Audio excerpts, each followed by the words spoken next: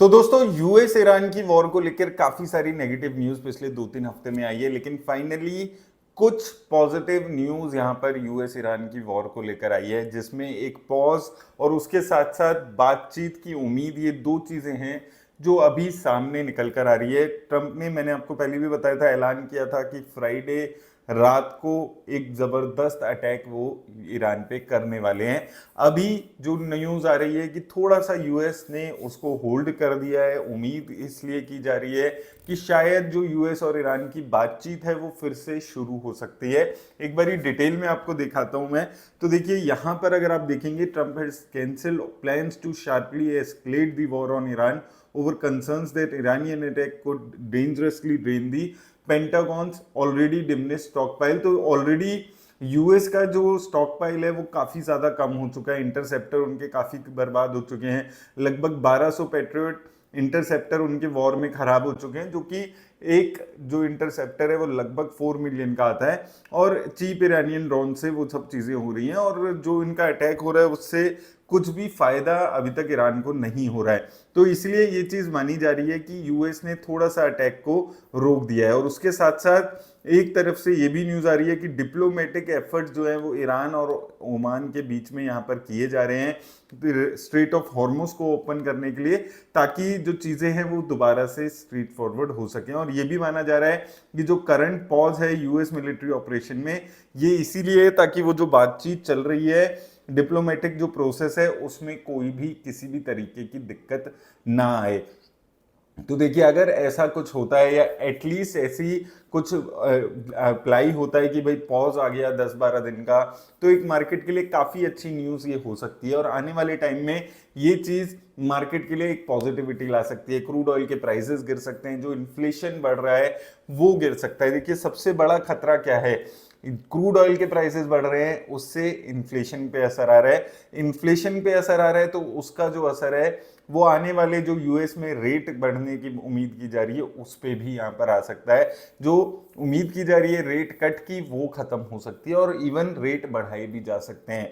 और अगर interest rate बढ़ते हैं तो मार्केट में ओवरऑल जो लिक्विडिटी ऑलरेडी कम है वो और ज्यादा कम हो जाएगी, और मार्केट में एक और लंबी जो बेयर रन है वो चलने की उम्मीद है। तो ये सारी चीजें आपस में कनेक्टेड है। ये वॉर जब तक नहीं रुकेगी, इन्फ्लेशन का खतरा जब तक कम नहीं होगा, तब तक इंटरेस्ट रेट कम होने की उम्मीद नहीं है। इंटरेस्ट रेट कम नहीं होगा तो यूएस मार्केट में आपको उछाल देखने को नहीं मिलेगा। और अभी अगर आप देखेंगे पिछले 1-3 महीने से ना तो यूएस की मार्केट चल रही है। पहले तो ऐसा हो रहा था कि यूएस की मार्केट ऑल टाइम हाई पे जा रही थी, हमारी गिर रही थी। यूएस की मार्केट नहीं चल रही है, यूरोपियन मार्केट्स नहीं चल रही है। अब एशियन मार्केट्स में भी जो उछाल तेजी देखने को मिली थी वो भी अब खत्म हो चुकी है। तो अब एटलीस्ट ये हो गया कि पहले क्या हो रहा था कि सारी मार्केट चल रही थी, हमारी मार्केट नहीं चल रही थी। अब कोई भी मार्केट नहीं चल रही है। स्टॉक मार्केट की अगर हम बात कर रहे हैं, कोरिया की मार्केट चल रही थी, जापान की मार्केट में तेजी देखने को मिल रही थी, नैस्डैक में डेली सुनने को आता था ऑल टाइम हाई बनाया है। अब वो सारी चीजें शांत हो गई हैं क्योंकि वॉर कुछ ज्यादा ही लंबा चल गया है। मार्च से शुरू हुआ था, जुलाई एंड होने वाला है। लगभग आप देखेंगे 4-5 महीने ऑलरेडी इस वॉर को हो चुका है। बीच में थोड़ा सा पॉज आया, फिर दोबारा से शुरू हो गई। तो कब खत्म होगी ये समझ नहीं आ रहा है। वो जो पहले सबको लग रहा था कि कोई बात नहीं, 15-20 दिन की बात है, मार्केट में तेजियां देखने को मिली, लेकिन वो 15-20 दिन की बात लंबी खिंचती चली गई, लंबी खिंचती चली गई, और वो अब लगभग 4-5 महीने हो चुके हैं और अभी भी खत्म कब होगी उसका कोई इंडिकेशन नहीं नजर आ रहा है। तो ये सबसे ज्यादा चिंता की बात है, क्योंकि आने वाले टाइम में अगर ये चीजें रुकती नहीं है तो सिर्फ इंडियन मार्केट की बात नहीं है। आप देखें अभी गोल्ड भी नहीं चल रहा है, बिटकॉइन में क्रैश है, सिल्वर की हालत खराब है। तो किसी भी तरीके के जो एसेट क्लासेस हैं वहां पर अभी रिटर्न्स नहीं आ रही है, और यही एक इंडिकेशन होता है कि कैसे ये वॉर आने वाले टाइम में एक बड़ा रिसेशन क्रिएट कर देते हैं। क्योंकि जो इन्फ्लेशन है वो बढ़ेगा, इनको कम करना पड़ेगा, इन्फ्लेशन इनके हाथ में नहीं रहेगा। वो सारी चीजें हैं जिसकी वजह से ग्लोबल रिसेशन की उम्मीद की जाती है। और अगर ये वॉर ऐसे ही और 6 महीना चलता रहा, क्रूड ऑयल के प्राइसेस $100 पे चलते रहे, ऑलरेडी प्रिडिक्शंस आने लगी है कि ईयर एंड तक क्रूड ऑयल के प्राइसेस $120 तक पहुंच सकते हैं। तो वहां से भी एक नेगेटिविटी आती हुई नजर आ रही है। तो ये ओवरऑल सारी चीजें जो है वो सिचुएशन को और वर्स करते हुए नजर आ रही है। अब क्या है कि यहाँ पर आपको कोई भी एसेट क्लास नहीं दिखेगा कि जहां पर रिटर्न्स बन रही हो। पिछली बार तो ये था कि कुछ आपने सिल्वर गोल्ड में लोगों ने रिटर्न्स बना ली, बिटकॉइन में रिटर्न्स बना ली, अभी कहीं पर भी तेजी नहीं देखने को मिली है। इवन यूएस की मार्केट में भी 1 से 3 महीने में अभी शांति हो गई है, बहुत ज्यादा कोई पॉजिटिविटी वहां से भी देखने को नहीं मिल रही है, क्योंकि यूएस भी अपने आप में थक चुका है, इस वॉर से बहुत नुकसान हो चुका है।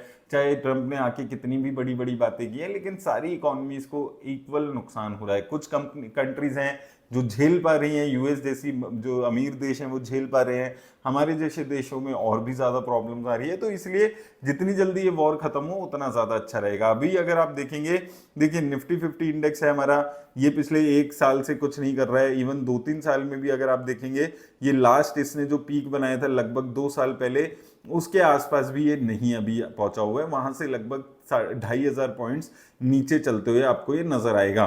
2024 में गया था, उसके बाद 2025 में आया था। तो लगभग अगर आप देखें 23,500 के लेवल्स लगभग 2 साल पहले चल रहे थे, और उन्हीं लेवल्स पे निफ्टी इस वक्त खड़ा है। तो 2 साल में आप अगर देखते हैं मोटा मोटा फ्लैट निफ्टी की रिटर्न्स हैं। मिड कैप की बात करें तो मिड कैप में भी आपको सिमिलर हाल देखने को मिलेगा। 1 साल में आप देखेंगे तो लगभग ऑल टाइम हाई के आसपास है, लेकिन अगर आप देखें तो अभी भी जो इसने हाई बनाए थे अपने सितंबर के, उसी के आसपास से चल रहा है। तो बहुत ज्यादा कोई 2 सालों में रिटर्न्स नहीं देखने को मिली है। हालांकि वैल्यूएशन यहाँ पर ठीक हुई है। इसके अलावा अगर आप स्मॉल कैप इंडेक्स देखें, यहाँ पर भी सिमिलर हाल आपको देखने को मिलेगा। सितंबर में, दिसंबर में इवन इसने अपना हाई बनाया था, उसके आसपास है अभी वॉलेटिलिटी के बाद, लेकिन वहां से भी कुछ रिटर्न्स नहीं आ रही है। 1 साल में 3% के आसपास की रिटर्न्स आपको देखने को मिल रही है।